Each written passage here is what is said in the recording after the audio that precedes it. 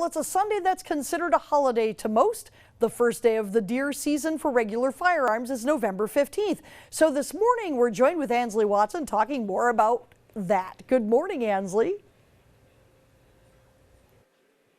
Good morning, Vicki. You know, I come from Illinois where deer season is taken very seriously, but up here I've been told that schools even cancel school so people can go, which I don't know if that's true or not. I think it is, but if that's true, that is pretty impressive. I'm standing in Indian Country Sports where we get to explore all this equipment about deer and hunting and talk about licenses and everything that just it all entails. You know, there's this really pretty gun behind me, this pink camo one. I think I might snatch it up before I leave. I'll have to talk to Steve about that one. We'll see, so stay with us. Reporting live in Lawrence, Ansley Watson, TV6 News. He will do a background check on you, just so you know, Ansley, because it's the law. Okay, it is a pretty gun, though. You know, it's a very pretty rifle. Yeah. And you know, more and more women have been getting out into the woods. I moved up here in the 80s, and I remember doing some deer hunting shows when I was doing radio, and there were several camps that were just Welcome back. Well, deer season is quickly approaching. Hunters are using every spare minute to get ready for the season opener on November 15th. This morning, Ansley Watson is at Indian Country Sports in Lawrence to learn more about what you need to get ready. Good morning, Ansley. Good morning, Vicki. You know, I've never gone hunting, and I've always wanted to. People would always say, oh, Ansley, we'll take you hunting, but it never happened. So maybe I'll get out there eventually when I'm up in the UP. I feel like this is the place to do it. I'm here at Indian Country Sports, joined by the owner, Steve Koski. Good morning. Good morning. So I know last season there was a big winter storm that came through, and a lot of people couldn't even go hunting, right? Well, last year at this time, about a week from now, we had several feet of snow, and a lot of people didn't even get into their camps. So it made for a tough season. It made a very tough season. Did it save some deer because of the people didn't get to hunt them, or did it kill some deer because of the bad weather? That's a question, that's for sure. Well, and then I know bow season, people couldn't kill does, right, to help save the population a little bit? This year, there was no killing of does in the UP on their regular license or their combo license. It's just bucks only. And it's the one step that was taken to hopefully save our deer population a little bit more. Now, let's talk about licenses. When people go hunting up here, I know Michigan has, you know, your own laws and everything. What if people come in here, what would they need to do? Well, first off, they need to have a license to deer hunt. They have to have either a regular license or a combo license.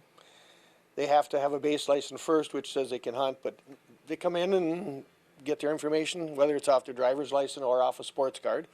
And by their license right there, it can be anybody. They should have a hunter safety first to buy a regular license. If not, they can buy an apprentice license, but everyone has to have a license, yes. So then after they kill a deer, do they need to call in somewhere to say, like, hey, I shot this deer? Is there any tags that people need to notify, like the DNR for or anything? No, Michigan does not have mandatory registration, so they can excuse me, they can register their deer if they want, but they don't have to. Okay. Yep. They can only buy a certain license, and they have to tag it when they shoot a deer right away in the woods. Okay. Yep. Do they get those tags here then? I'm guessing before. They get them right here or at a DNR station or any license agent statewide. Right. And then I'm curious, you know, I go to gas stations, I see all these apples and the beets and everything laid out. Can you bait deer here? In Michigan, you can. Most states do not allow baiting, but Michigan does allow baiting. They're allowed up to, I think it's 2 gallons a day they're allowed to bait, and people do hunt over bait out of blinds, and it's changed from what it used to be. People used to hunt the old-fashioned way and go out and stalk the deer and look for sign in the woods. Instead, now a lot of them sit and watch with their camera told them that out in the woods ahead of time, and then wait for that one deer. You've been doing this a long time, haven't you? Yes. I've been doing it all my life. It's a lifestyle for me. Right.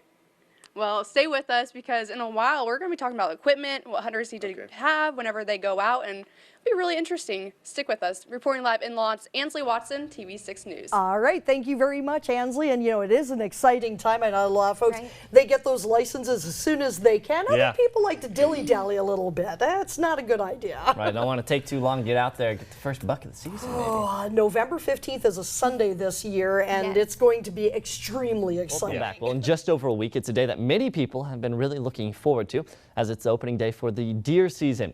Ansley Watson joins us live to help prepare ourselves this morning for the big day. And Ansley, I don't think you can bring the gun back with you. Yeah, I know, Sam, I can't, but maybe eventually I'll get a license too. We'll see. But I want to show you, we're standing in Indian Country Sports in Lawrence where we're talking deer. Deer season is coming up, really exciting for hunters. And I thought this was really funny. And this is a bear, I know, not a deer, but look it. His song comes out. Isn't that funny? I thought it was really funny. So I'm with the owner, Steve Koski. Good morning. Good morning. And equipment. You got a gun here. This is what kind of gun is this? It's a rifle. What we're doing right now is bore sighting a gun, just making sure that it's on for the year, you know, helping somebody get their gun ready. The big thing right now, it's about a week and a half before season.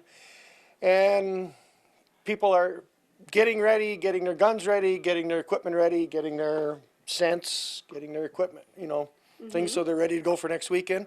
They've only got a few more days of daylight left, so it's time to get the stuff in order, get the correct ammunition, which is a big thing right now to see that they got it ahead of time. They still have a week to get things prepared, but got to make sure everything's ready. So, I mean, how would you prepare the sights on this? Is that something where you just line it up? I don't know really anything about guns. We mount the so. scope on here.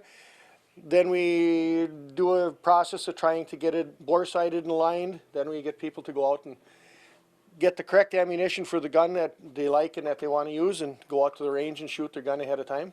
Make sure that it's hitting where they're supposed to, so when they do get the shot, they're successful. And we got some scents here. Talk to me about those. Oh, there's a lot of different things, you know, cover scents, different.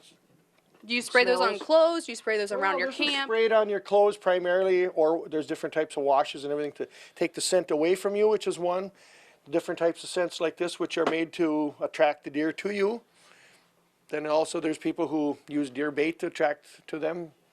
They work on getting their blinds so they're covered, you know, with their blinds so they don't get seen out in the woods, so they can cover their own movement up. Now, I'm guessing deer are really sensitive to smells. So is this Smells. covering human scent up completely, or is it making them smell like deer? How does that work? This is making the area smell like deer. This is covering up your human scent. Okay.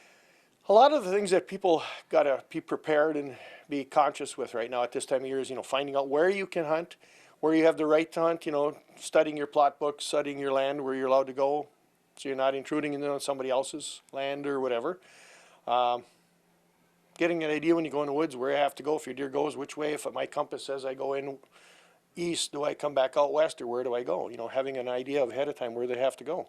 Is there a preference when it comes to deer stands or blinds? Well, it depends. Everybody has their own preference. Okay.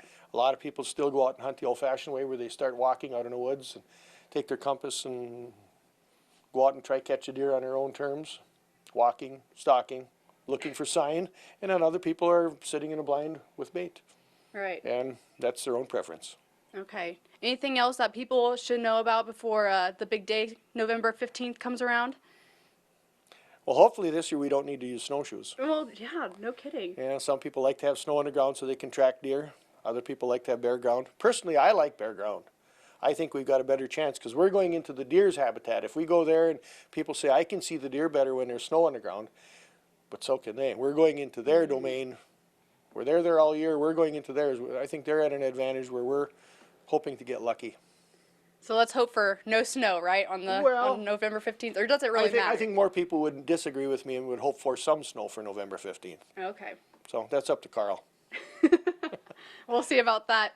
Stay with us, reporting live in Lawrence, Ansley Watson. We'll be back with more of your TV6 morning news after the break.